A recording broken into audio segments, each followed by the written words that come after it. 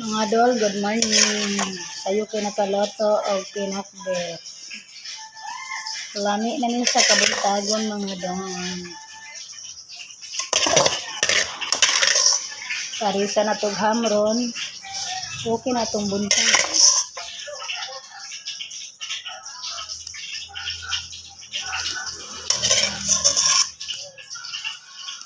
Ano dol o? Kinakbet. Hindot niyang natay gulay adlaw-adlaw doon para bastog ang atong lawas.